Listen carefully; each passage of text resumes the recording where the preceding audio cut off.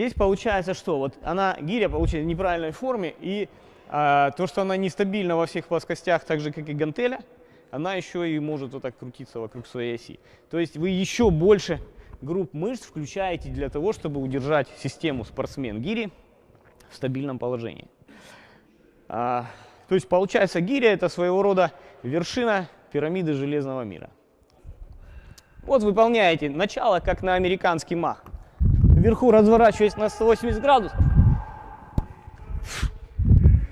и опускаете гирю. Пробуем по 5 раз в каждую сторону. Следующее упражнение — полумесяц. Полумесяц одной рукой.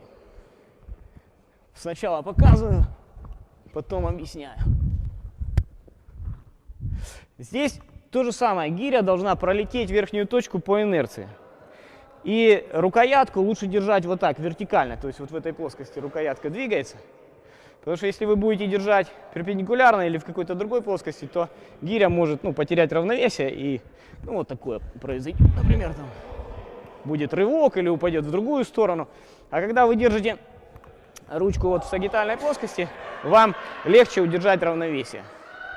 Итак, сейчас выполняем это упражнение и разворачиваемся в сторону свободной руки. По 5 раз на каждую руку. Вот если у меня гиря в правой руке, я разворачиваюсь в левую сторону. И наоборот, если в левой руке, я разворачиваюсь в правую сторону. Вот показываю.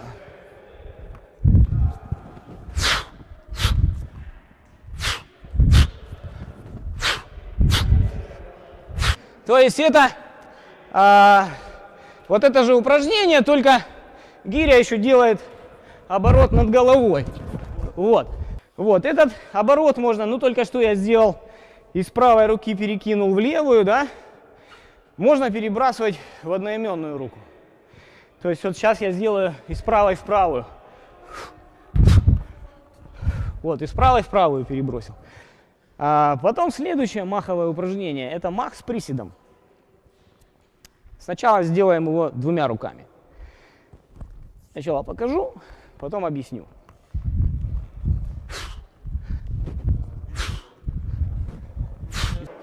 Теперь пробуем это же самое упражнение сделать одной рукой.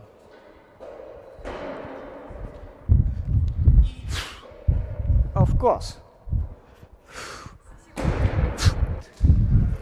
Полумесяц. Это гири. У некоторых есть вот такая ошибка: на замахе назад оставляют ноги согнутые. И вот сам смысл вот этого наклона на замахе назад. Наклониться можно 2 способами. Можно наклониться вот так, то есть я наклоняю корпус вперед. Ну и получается, вот смотрите, я корпус наклоняю вперед, а здесь у меня гиря. То есть получается, гиря и корпус, они как бы уравновешивают друг друга. Гиря — это как противовес. Поэтому я могу низко нагнуться, и мне, получается, нужно сохранить равновесие относительно вот моих пяток, да, потому что у меня вес тела на пятках. Я наклоняю вот корпус назад. Такая вот распространенная ошибка у новичков. Они, значит, делают не наклон корпуса вперед, а вот это вот движение попой назад. Давай, делаем 1 мах, 1 заброс. Опять мах, ножки выпрямить, заброс. Мах, заброс. Хорошо. Мах, заброс. Старайтесь как можно больше использовать энергию маятникового движения. Гиря должна как можно больше работы сделать сама.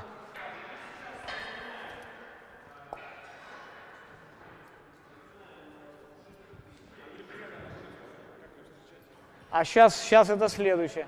Сейчас мы пока подрыв, мы по элементам. Сейчас вот мы изучаем подрыв, потом после подрыва вот именно вот как засунуть кисть.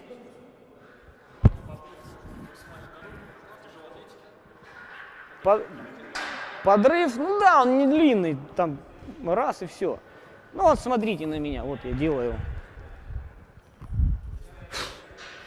У меня его почти не видно. Ну, это мне нужно взять гирю потяжелее, тогда будет больше виден. На 16 он почти не виден. Итак, следующее. Как вы должны поймать гирю на груди?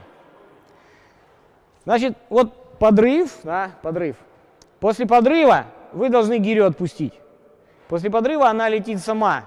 Вы просто сопровождаете ее кистью. И вы должны в полете ее развернуть таким образом, ну вы ее там направляете рукой, чтобы у вас дужка, вот середина дужки легла на середину основания ладони.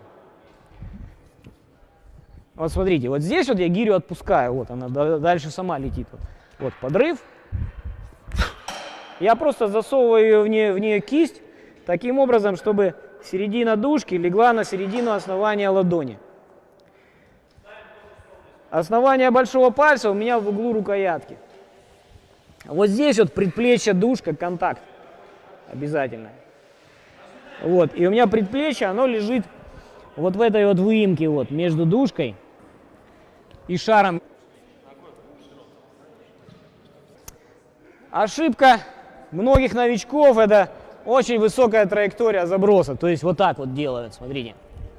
Вот так вот, когда гиря взлетает выше головы, падает. Да, то есть каждый раз человек тратит очень много лишней энергии. Здесь нужно, чтобы траектория была кратчайшая, путь кратчайший. То есть гиря, она не должна взлетать выше плеча. Вот она долетает до 7 часов, дернули, и вот она летит. Сюда падает. Смотрите.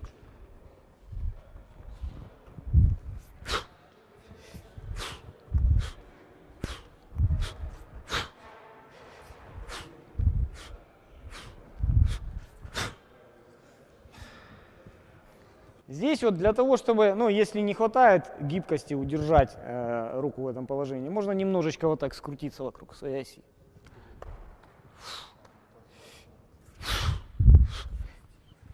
Сейчас это же самое, только еще в нижней точке приседа добавляем жим. Вот, садимся, здесь жим. Встаем, опять садимся, жим, встаем. Ну, покажу сейчас самый простой вариант этого упражнения. Берете гирю вот в такое положение, вот как вы делали подхват на 2 руки, то есть большие пальцы должны быть внутри рукоятки. Вот гиря на прямых руках. Вот ложитесь с ней. И вот в этот момент нужно встать.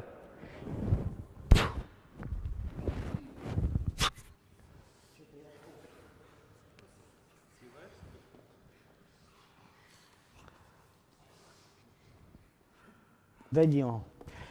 Теперь делаем то же самое с жимом одной рукой.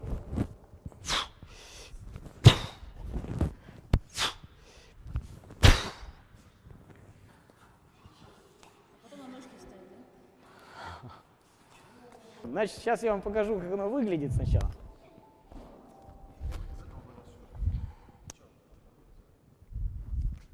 Исходное положение, вот так гирю держите, как для гоблет-приседания. Потом, ну, гоблет-приседания, вот это называется гоблет-приседание. Да, да. Гоблет-сквот. Да. Потом вот перехватываете, вот как в положении подхвата. Поднимаете гирю вверх. Отсюда гиря опять в положение для гоблет-приседания, садитесь. Потом перекатываете, делаете вот эту же березку.